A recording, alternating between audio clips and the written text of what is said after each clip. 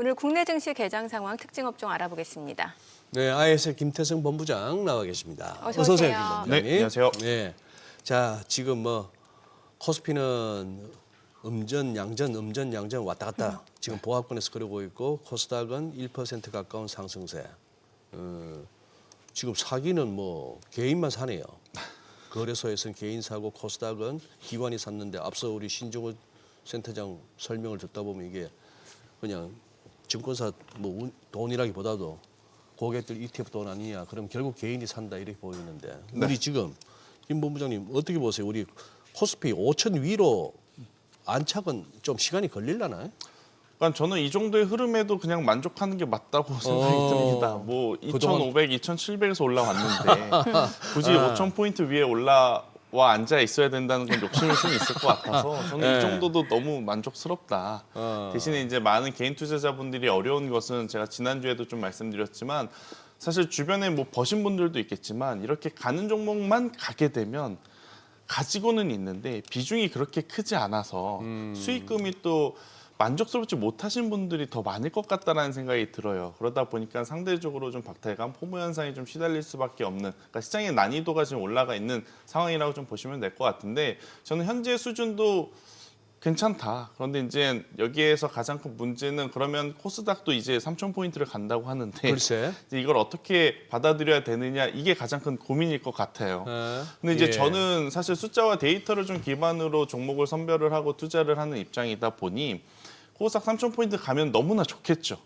그런데 코스피 5,000포인트 갈 땐 삼성전자가 있었고 SK하이닉스가 있었습니다. 그리고 그들이 없을 땐 현대차가 있었는데 네. 코스닥 지수가 그럼 3,000포인트를 간다고 했을 때 누가 삼성전자의 역할을 해줄 것이며 누가 SK하이닉스의 역할을 해줄 것이냐라고 하면 사실 딱히 없거든요. 돈이 있잖아요, 돈이. 그러니까 돈밖에 없는 어제 상황. 금융투자 네. 교육 다운됐다. 다운될 정도로 네. 지금 다들 그 ETF 더블로 네. 따따로 사겠다고 지금 다들 돈다발 들고 오는데 그러면 올라가는 거지 뭐. 근데 이제 이게 무슨 차이가 예. 있냐면 기관과 외국인은 똑같은 돈이라도 힘의 집중력이 좀 셉니다. 네. 근데 개인 투자자분들은 9시 딱 땡치면 저 사고 싶은 거 다르고 옆에 계신 분 사고 싶은 거 다르고 또 저 옆에 계신 분 사고 싶은 거 다른 그러한 상황이라 같은 금액이라 할지라도 사실 힘의 집중도면적인 부분에서 좀 약하거든요. 네. 그래서 개인 투자자분들의 자금만으로 끌어올리기에는 조금은 한정적일 수는 있다. 결국 기관과 외국인이 명분을 들이밀면서 들어와야 굉장히 또 강한 상승세가 나올 텐데 그럴 만한 지금 기업이 아직은 나오지 않고 있어서 다소 경계는 좀 하셔야 되지 않겠는가라는 의견을 저는 드리도록 하겠습니다. 섹터는 최근에 보면 순환매가 되게 빠르잖아요. 네. 좀 반도체가 약간 조금 쉬어갈 때 보니까 뭐 로봇 가고 아니면 방산주 가고 네. 또 오늘은 원전주 움직이고 어떻게 보세요? 섹터 흐름에 대해서는요? 일단은 흘러가는 물결을 막을 수는 없죠. 예, 그러면 예. 그 물결을 타야 되는데 지금 흐름은 지수가 약간 정체가 보일 때쯤 계속 움직이는 쪽이 원전이다라는 것을 우리가 좀 체크를 원전? 해볼 필요는 있을 것 같습니다. 예. 오늘도 사실 장 전에 굉장히 불편한 뉴스를 지금 우리가 듣고 시작을 하는 거 아니겠습니까? 트럼프 네. 트루스 소셜에 올린 거. 그러다 보니까 지수가 생각보다 약할 수도 있겠다 싶었는데 일단은 소장님 이야기대로 돈이 모든 거를 지금 좌지우지하는 네. 시장이라서 많이 밀리지 않고 올라가고 있는데 그중에서 유독 도드라진 부분을 보면 결국 에너지 쪽이다라고 좀 보여집니다.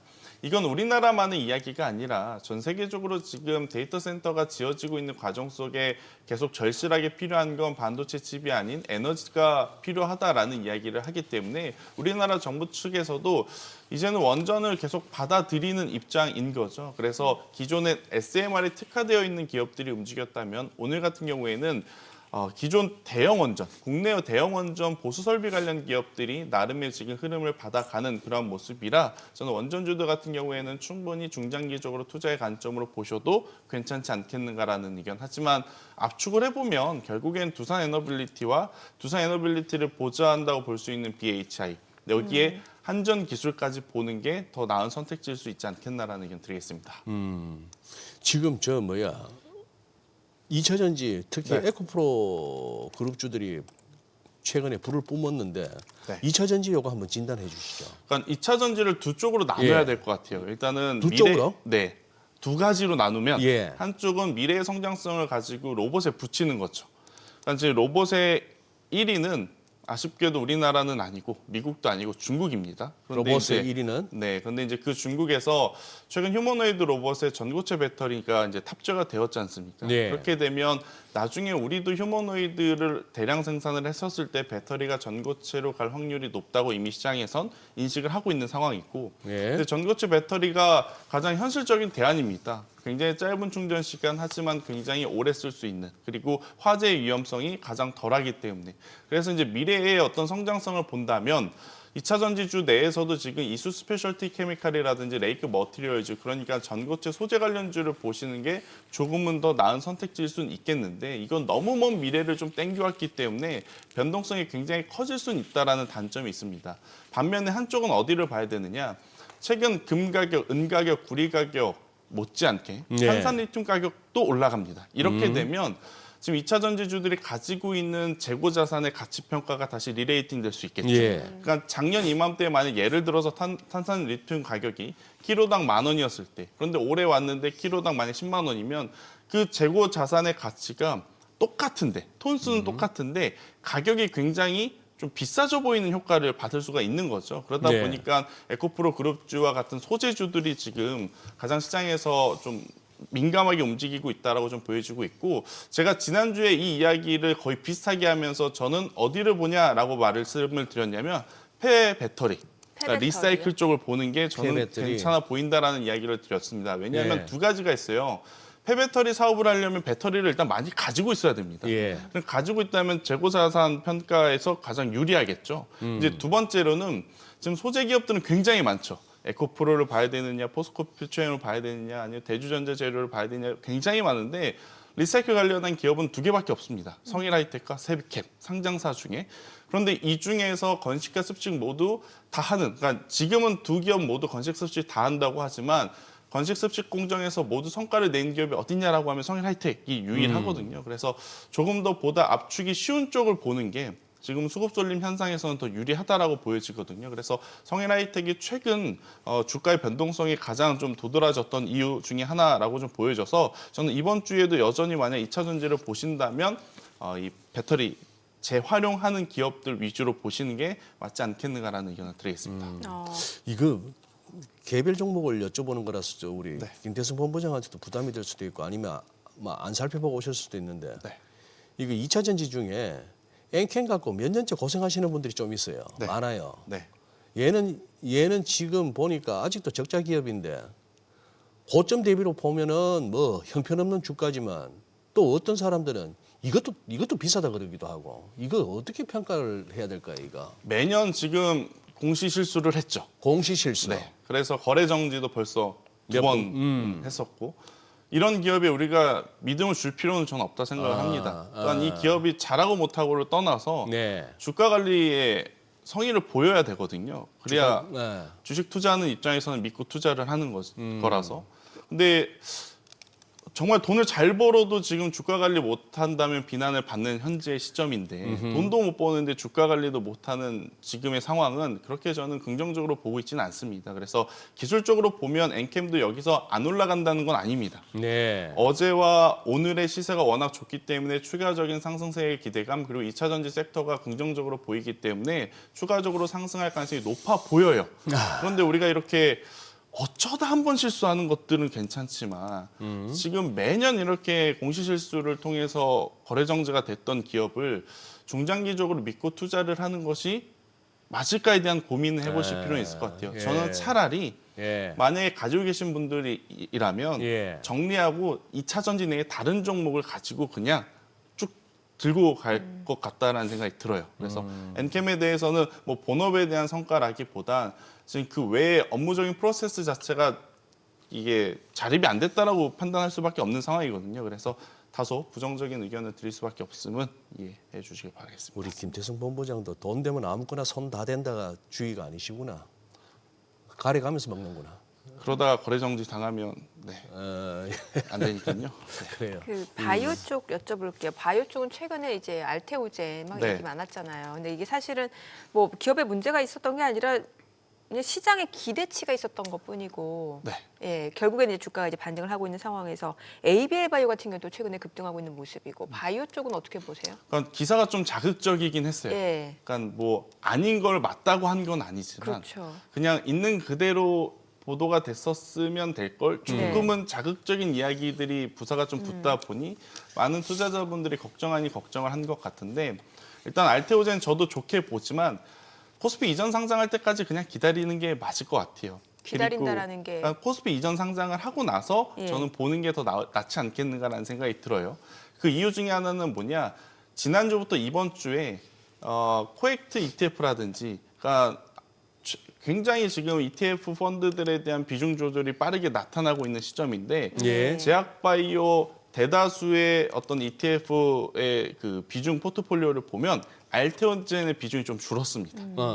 그리고 나서 뭐가 늘었냐면 ABL 바이오가 늘었어요. ABL 바이오. 네, 그러니까 어제와 그제 상대적으로 뭐 알테오젠도 약했던 건 아니고 굉장히 빠르게 반등이 나오곤 있지만 ABL 바이오가 굉장히 부담스러울 수 있는 위치에서 상한가를 갔었던 이유 중에 하나가 뭐냐면 굉장히 많은 지금 ETF 상품들이 네. 알테오젠의 비중을 조금 줄이고 ABL 바이오의 비중을 좀 늘린 그런 현상들이 나타났기 때문이라고 보여져요. 그래서 이러한 흐름들은 ABL 바이오의 추가적인 상승세가 앞으로 좀 더 나올 것이라고 보여지고 있는 바 알테오젠은 조금은 더 기다리는 게 맞지 않겠는가라는 생각이 들고 있고 저는 만약 코스피 이전 상장 이후에 패시브 자금들이 또 들어오게 되면 그때는 색깔이 완전히 바뀔 거라고 생각을 합니다. 그래서 알테오젠이 앞으로 뭐 구름이 꼈다. 굉장히 어둡다 이건 아니고요. 네. 다시 한번 알테오젠의 그 순서가 올 때까지는 좀 기다려 보시는 게 어떨까라는 의견을 드리도록 하겠습니다. 지금 현대차 그룹주하고 로봇 관련주하고 묶어서 한번 좀 진단 한번 해주세요. 그러니까 현대차는 결국엔 조정 시에 이제는 매수에 들어가야 되는 타이밍인데 문제는 관세 이야기가 사실 오늘 우리나라 지수가 만약 마이너스 폭이 컸으면 하루 종일 관세에 대해서 손익을 따지고 우리나라 쪽에서 어떤 부분을 체크를 해야 되고 어떤 부분을 피해야 되고 이걸 이야기를 했을 거예요. 글쎄. 그런데 장시작하고 의외로 지금 시장이 좋으니까 예. 현대차 기아보다 자꾸 가는 쪽을 우리가 바라보고 네. 있는 상황인데 저는 현대차 기아 조정 시에 매수하는 것에는 동의하지만 오늘보다는 주 후반까지 좀 기다리시는 게 맞을 것 같아요. 그러니까 오늘 나온 뉴스가 단발성으로 그냥 한국에 25% 관세를 부과하겠다고 끝날 것이 아니라 결국 우리나라도 정부 차원에서 또 여러 가지 이야기들을 하면서 뉴스가 혼재될 가능성이 높지 않습니까? 그래서 지금 떨어지는 칼날을 미리 받을 필요는 없으실 것 같고요. 대신에 여기에서의 조정이 이제 저는 기회라고 좀 보시면서 천천히 주 후반부까지 한번 기다려 보시는 게 어떨까. 하지만 여기서 말씀드리는 기회라고 하는 것은 자동차 플러스 로봇을 하는 쪽입니다. 자동차 플러스 로봇. 개인적으로 레인보우 로보틱스 같은 경우에는 사실 이거는 밸류로 다가갈 수는 없습니다. 숫자를 보고 투자를 할 설명 안 돼요, 그거. 수는 없는 상황이고 예. 그런 종목은 그래도 삼성전자가 품고 있으니까 괜찮아요. 글쎄. 근데 반대로 휴림 로봇처럼 회사의 주인이 누구인지도 모르겠고 시가총액 2조가 되는데 어떤 제품을 만든지도 모르겠고 이런 기업은 가지고 있으면 저는 탈난다라고 생각을 해요. 물론 제 말이 100% 맞는다라고는 할 수는 없지만 그냥 못 먹어서 지금 이러시는 거 아니에요? 슈림 아닙니다. 아니요? 네, 예. 아닙니다. 저도 여러 가지를 스터디했지만 예. 이 기업은 도대체 실체를 잘 모르겠습니다. 그러한 상황에서 이쪽은 그냥 단기 수급에 의한 변동성이 커질 수밖에 없는 상황이라 최대한 리스크 관리를 하시는 게 맞을 것 같다라는 의견을 드리도록 하겠습니다. 증권주나 금융주는 어떻게 보세요? 사실 이쪽은 또 밸류업 기대감이 있었고 네. 이 부분이 조금 더 구체화되고 있는 상황이고 뭐 또 미래에셋증권 같은 경우는 자사주 매입 소식까지 있던데요. 제가 예. 3주 전에 예. 동일한 질문에 미래에셋증권만 본다라는 예. 이야기를 했거든요. 증권주 예. 쪽에서는 미래에셋증권을 보는 게 좋을 것 같고 일단 금융주 쪽에 통틀어 봤었을 때는 KB금융이 저는 눈에 확 띄더라고요. KB금융. 그러니까 자사주 소각 규모가 가장 높고 네. 그리고 소각의 비율도 가장 높은 상황이라서 지금 다 고루고루 좋아요. 그런데 이제 부국증권, 신영증권처럼 변동성을 노릴 거냐 아니면 코스피 따라서 코스닥 지수가 올라가는 것을 바라보면서 천천히 증권주들이라든지 금융주를 볼 거냐라는 차원에서 봤었을 때 저는 속도의 문제이지 코스닥 지수도 조금 더 올라간다고 보고 있거든요. 또 그러기 위해서는 전체적으로 주주환원 정책에 필요한 자사주 매입 소각도 필요한 것도 사실이고요. 그래서 현재 위치에선 변동성은 미래에셋 증권이 가장 도드라져 보이는데 저는 천천히 좀 편안하게 좀 투자를 할 수 있는 부분은 KB금융이 아니겠는가. 지금 코스닥 지수가 올라오면서 아무래도 제약바이오의 힘을 좀 포트에 많이 실으신 분들, 2차 전지의 포트에 좀 힘을 실으신 분들이 좀 많을 것 같아요. 그런데 이쪽에서까지도 변동성을 노린 종목을 할 거냐라는 것은 저는 좀 피로도가 너무 그게 다를 수는 있어서 이쪽에서 본다면 좀 편안하게 갈 수 있는 KB금융을 보는 게 어떻겠는가라는 의견 드리겠습니다. 근데 미래에셋증권 같은 경우는 네. 그 스페이스X 관련주로도 많이 엮이면서 또 모멘텀이 있잖아요. 네. 미래에셋 벤처 투자도 그렇고요. 네. 저는 그럴 거면 테슬라를 산다. 주입니다. 네. 관련주로서의 미래에셋 증권까지 바라볼 필요는 너무 힘들 것 같고요. 조정이 나오고 있는 테슬라를 차라리 사는 게 낫겠다. 왜 자꾸 이정민 출제 교수님의 의도에 출제 교수의 의도에 빗나가는 답안을 해놓으셔? 아니요 그런 건 아니에요. 그런 건 아니에요? 예, 그런 건 아니에요. 아니 지금 근데 뭐 KT나 LG U+도 나쁘진 않습니다만 SK텔레콤이 왜 이리 헐헐 날라요? 여기 뭐 있습니까 지금? 저도 지금 계속 보고 있는데 특별하게 뭐는 잡히고 있는 것 잡히고 같지는 있는 건 않아요. 없어요. 뭐 나오는 뉴스들이야 지금 데이터 센터에 대한 이야기 그리고 뭐 스테이블 코인은 여기다 붙일 수는 없을 것 같은데 일단은 오늘 통신주가 강한 이유는 저는 잘 모르겠습니다. 나중에 공부를 더 해오겠습니다. 그러면 누가 요즘 이제 정권 방송 보시는 우리 시청자분들 가운데 거의 하루에 한두 번은 마주치시는 단어가 STO 제도화. 네. 그거 네. 제일 쉽게 한번 설명해 보세요. STO가 뭔데? 스토어가 뭔데? 그러니까 이게 조각 투자를 조금 더 편하게 거래를 하기 위해서 스테이블 코인에 얹어서 주식시장에 들어온다라는 개념이거든요. 그렇게 되면 그 뒤에 가상화폐 시장에 묻어 있었던 자금까지 주식시장에 들어오게 되고 주식시장의 유동성이 풍부하게 되면 코스닥 지수가 올라간다라는 요지인데 네. 누가 워낙 스테이블 코인을 쓰겠습니까? 네, 저는 그렇게 썩 좋아하진 않습니다. 그런데 이제 정부에서 정책 자원으로 이제 한다고 하니 새 기업을 좀 집중을 해야 될 것 같아요. 앞단에서는 지금 카카오페이가 가장 어떻게 보면 활용성이 좀 커지고 있는 상황인 것 같고요. 뒷단에서는 지금 LG CNS가 좀 밀어주고 있는 상황. 그리고 그 가운데서 결제사들이 지금 다날이라든지 이러한 기업들이 반사 수혜를 좀 받아볼 수 있는 요소들이 있다고 올라오는데 잘 모르겠습니다. 저는 이쪽에 투자할 바에 차라리 반도체와 자동차 쪽을 조금 더 보시는 게 맞지 않을까. 그리고 이제 STO 스테이블 코인 쪽을 보신다면 앞선 두 기업 카카오페이와 LG CNS에 조금 더 집중을 하는 게 보다도 확률을 높일 수 있는 방법이 아니겠나라는 의견 드리겠습니다. 이제 게임주까지도 꿈틀거리는데 네. 이제 마침내 게임주도 움직여요. 그러니까 지금 코스닥 지수 이제 여기저기 여기저기 이제 막 돌아다니니까, 돌아다니니까. 그동안에 못 올랐던 게임주 뭐 6년 만에 붉은 사막 출시한다는 펄어비스까지 움직인다는 거 보면 다 하는 거죠. 그래요? 그러니까 게임주에 대해서 부정적으로 생각을 하는 건 아닌데 어떤 골자냐면 과거의 게임주는 중국 시장이 열리게 되면 굉장히 큰 돈을 벌 수 있는 환경들이 좀 조성이 됐었습니다. 그런데 요새는 중국 게임들의 퀄리티가 워낙 높다 보니까 우리나라 게임사들이 실제 중국에 진출을 했을 땐 예전만큼의 파급 효과를 못 얻어요. 그런 상황에 예전처럼 중국이 열리면 중국의 문이 열리면 우리나라 게임주가 수혜를 볼 수 있겠다라는 차원의 접근은 다소 이제 구시기적인 발상일 수 있다. 그래서 결국에 게임주 같은 경우에는 다운로드 수 그리고 동시 접속자 수 그리고 분기별로 나오는 어떤 실적 여기에 신작 모멘텀들이 계속 붙어 있는 쪽을 바라보는 게 낫지 않겠는가. 대표적으로 저는 넷마블을 하나 보는 게 더 좋은 선택일 수 있지 않나라는 의견 드리겠습니다. 네. 이번 주 보니까 삼성전자하고 SK하이닉스 실적 발표 있잖아요. 네. 네, 그럼 이제 반도체 쪽 어떻게 보세요? 지금 사실 뭐 좋긴 합니다만 네. 워낙 순환매가 지금 빠르게 나타나고 있어가지고. 그리고 컨퍼런스 콜이 1시간 단위로 준비가 예. 되어 있더라고요. 삼성전자, SK하이닉스가. 그래서 아마 많은 분들이 지금 반도체를 좀 보실 것 같고 특히 반도체를 보실 때 지금 코스닥에 수급이 들어오니까 그동안 정말 안 움직였던 반도체 소부장까지도 많은 분들이 관심을 좀 가지고 네. 계실 것 같아요.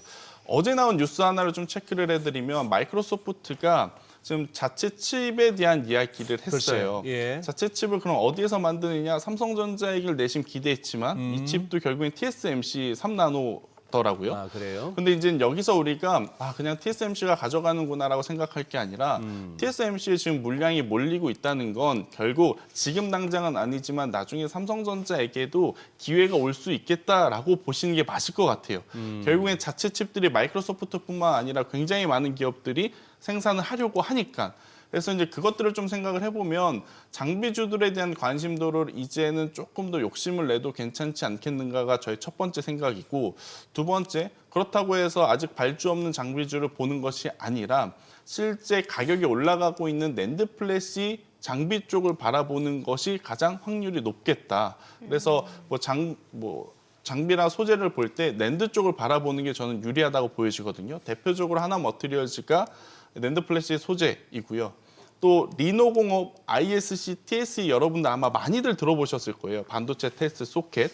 그런데 최근에 보면 TSE의 상승 각도가 조금 가파르기 시작을 합니다. 그 이유는 뭐냐면 테스트 소켓 3대장 중에 TSE가 낸드와 D램을 검사하는 프로브 카드를 만들어요. 그러니까 이쪽에 조금 더 집중을 하면서 가보시는 것도 저는 나름의 어떤 투자 포인트가 될 수 있지 않을까 싶어서, 일단 이번 주에 실적은 삼성전자, SK하이닉스가 나오지만 이들은 뭐 잘 나올 겁니다. 근데 이들을 따라서 그동안 못 움직였던 반도체 소부장주들에 대한 어떤 매매 전략을 더 심도 있게 고민을 하는 게 낫지 않겠나라는 의견 드리겠습니다. 네. 지금 보니까 코스피나 코스닥이나 상승 종목보다 하락 종목 수가 조금 더 많고 네. 업종별 등락률 비교를 해봐도 뭐 오르는 업종이 더 많긴 합니다만 빠지는 업종, 운수장비는 뭐 1.44%나 의약품 마이너스 0.86%, 철강, 금속 마이너스 2.5% 이런 식으로 업종별 지수가 나오는데, 우리 코스피, 뭐 코스닥은 걱정을 안 하는데 요새 와서는, 어제부터는 코스피는 보니까 1분 차트를 띄워보니 네. 어제 종가가 여기잖아요, 김 본부장님. 네. 여기서부터 퉁 떨어졌는데 이러고 나서 쑥 올라가. 맞아요. 그 뭡니까, 우리 가끔씩 그 아파트 넓은 데 보면 애들 뛰어놀라고 해. 네네. 붕붕, 네. 스카이 붕붕이라 네. 뭐라 그러나. 트럼프. 뭐 이게 지금 보통 우리가 그런 거 아니에요. 퉁 떨어졌으면 떨어진 폭의 한 뭐 절반 이상 정도 왔다가 또 퉁 맞아요. 이건데, 이거는 스프링 대단하네. 퉁 떨어졌다가 더 올라가 버리네. 떨어진 위치보다. 요새는 거의 그런 기존에 알고 있었던 개념이 상식을 다 그냥 안 통하는 파괴하네. 것 같고, 그리고 한 가지 더 말씀을 네. 드리는 건, 우리가 이제 최근에 주식시장에 초보자분들 많이 들어와서 또 드리는 이야기인데, 예. 기술적 분석 기준은 우리 시장이 아닙니다. 네, 미국 시장입니다. 그러니까 미국 시장에서 만들어진 기술적 분석을 자꾸 우리 시장에 대입을 하려니까 이게 잘 안 맞는 거거든요. 네, 이거는 참고하셨으면 좋겠습니다. 그래서 제가 반꿀된 거예요. 예. 미국장에서는 선도 잘 지켜지고 뭐 비율도 패턴도 잘 맞는데 그럼요. 여기서는 자꾸 반꿀되더라고. 힘듭니다. 빨리 나도 저 1시간짜리 교육받고 지금 2배짜리 사야겠다. 저도 빨리 들어야 될 것 같아요. 빨리 들어가야겠다. 이건 뭐 지수만 사면 아무 걱정이 없네. 네. 대한민국 만세네. 와. 예. 네, 오늘 내용 여기까지 듣겠습니다. 잘 들었습니다. 고맙습니다.